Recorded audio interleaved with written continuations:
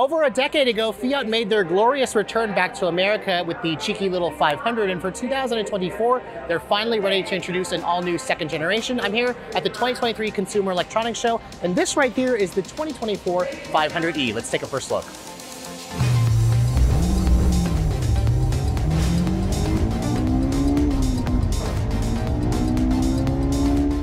Now, of course, the big story with the all-new second generation 500e is it is only going to come back to America as an all-electric vehicle. That's right, there will be no gas variant of this all-new version of the 500. So I thought I'd start off this video by showing you guys what's underneath the hood. Now, with an electric car, a lot of you are probably wondering, does it have a frunk? And as you can see, this is a European spec model, so you can see clearly it does not have a frunk. All 500es in Europe are powered by a single motor powering the front axle that delivers 117 horsepower. Now that power figure could change for the US market.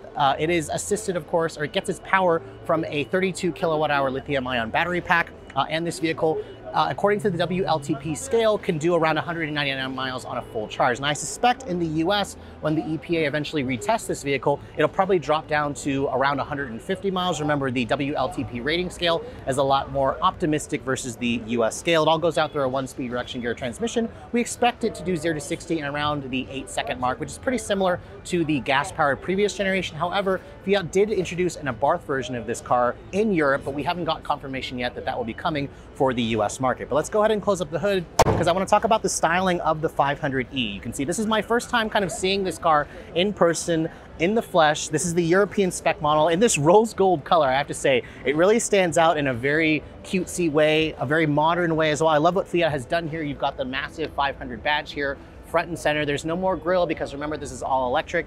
You have this kind of interesting grille down here where it's kind of painted. You've got these full LED headlights you can see with the signature kind of circular shape with the LED daytime running lights, which also include LED turn signals, LED low and high beams. There are some functional vents over here. And honestly, I think Fiat did a wonderful job with the front end styling. So let me know what you guys think in the comment section below. Now, looking around the rest of the profile, you can see this is a small car. And the one thing that you're probably noticing, the free to move badges on this model. I'm here at the Consumer Electronics Show, and this is a car sharing service that is currently right now in Washington, DC. They tell me that this will eventually make its way into the fleet across the rest of the US markets. But again, it's a small urban 2-seater electric car that'll do really well in those kind of environments. Now, I don't have any kind of specs in terms of how big the car is, but you can see I'm 5'7", so I kind of make the car look almost like it's a little bit on the larger end because I'm not very tall, but this is still a very, very small city car. You can see the wheels on this particular model here.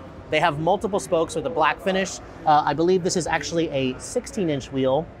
I'm sorry, it's a 17-inch wheel wrapped in 205/45 R17-inch tires. You can see the wheels and tires, I think they do a really good job of filling out the wheel wells. You can see there are some interesting styling details here with the chrome. This one here, being a European model, is technically called a La Prima trim level. I don't suspect this will come to the US. We'll probably have a standard pop trim along with a up-level sport trim.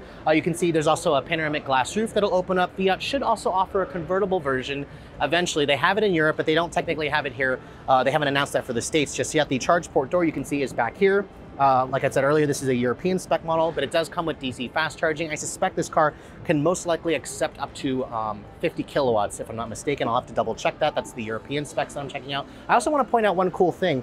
The European spec model that I'm showing you here has this kind of half door right here in the back. So for those of you who need a little bit of help getting into the back seat, you kind of open up this half door. It's only on the passenger side, kind of similar to the way the Hyundai Veloster was, and it gives you a little bit more access. You can see the back seat is pretty small. I'll show you guys that later on. Looking at the rear of the vehicle, you can see very familiar shape to the previous generation.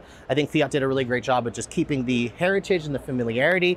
You have the same kind of LED style taillight now, where it's a similar shape. There's a new 500e badge over here. And then of course down here, you're gonna find your reverse lights, no exhaust tips. Remember, this car is only going to be electric. Now in terms of the cargo space, you can see, I wouldn't call it huge, but remember, this is a small car, but it is still relatively practical considering the footprint of this vehicle. And you can also still do things like fold down the seats, which will also expand the cargo capacity. And then down underneath here, you can see charge port cable, no spare tire, at least on this European spec model. But again, it's a small car on the outside, but surprisingly practical once you start folding down those seats. So let's go ahead and talk about the inside of the new 500e. And I have to say, getting inside, shutting the door, these doors, by the way, are very long and heavy. The door has a relatively solid sounding thunk. This interior reminds me a lot of the previous generation, but I like what Fiat has done here. Just like with the exterior, they kind of went with an evolutionary, more modern take. You're going to notice, of course, the new infotainment system. This right here is their Uconnect 5 infotainment system, which means it has over-the-air updates. It has wireless CarPlay and Android Auto, and this is a 10.3-inch display. It looks huge in this little tiny interior, which I think Fiat did a really good job with the overall design. You also have a smaller, I believe, 8-inch screen here in the instrument panel, which again gives you all your useful information. This one here is showing a 98% state of charge for the battery pack.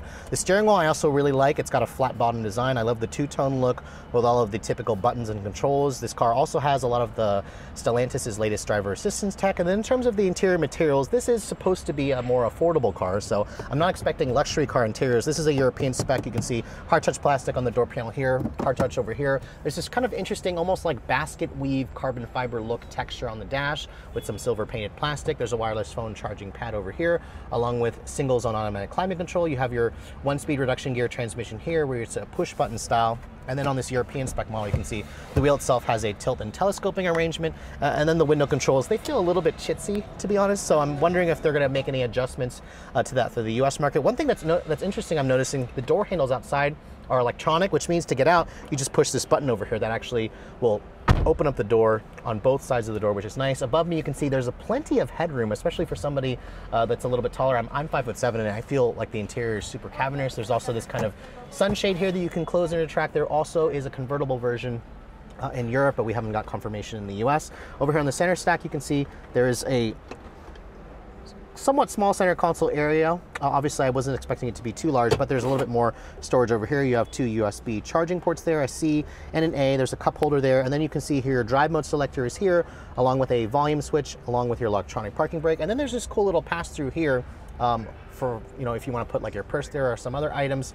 And then over here you can see the floor is not completely flat, but there's a good amount of floor space here, along with a pretty big sized glove box. Actually, I'm really surprised to see so much storage in this vehicle, which is pretty cool. And then over here you can see, fold that down, there's another cup holder that reveals that in addition to one here. So there's 2 cup holders along with some door pockets. But let's go ahead and hop into the back seat, because the back seat you can access via just pulling this, and that'll move the seat forward. Now I'm gonna get back there and show you guys what the space is like.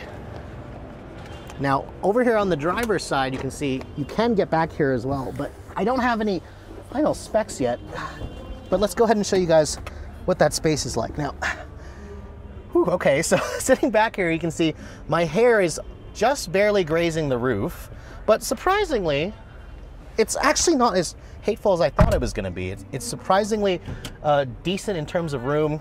You can only fit 2 people back here because, remember, this is not designed to seat 5 people. There's no kind of amenities back here, no vents, no power ports, all hard touch plastic and such. But what I do like about this European model, and I hope that Fiat brings this to the US, is this little half door that you can open up, because when you want to get out, it makes getting in and out of this vehicle a lot easier. So one thing I forgot to mention, this La Prema trim level has these really interesting material for the seats. You can see it's kind of like a faux leather material, but if you look closely in the actual seat pocket or in the seat leather material, it actually says Fiat in the seat that's embossed into the seat. I think it's a really nice detail, along with the 500 badge. It really, again, adds a more premium feel, which is good because the rest of the cabin doesn't really have that premium materials. But remember, this kind of is going to sit at the low end of the totem pole in terms of price category. Now, speaking of which, I don't have any pricing yet available in the US.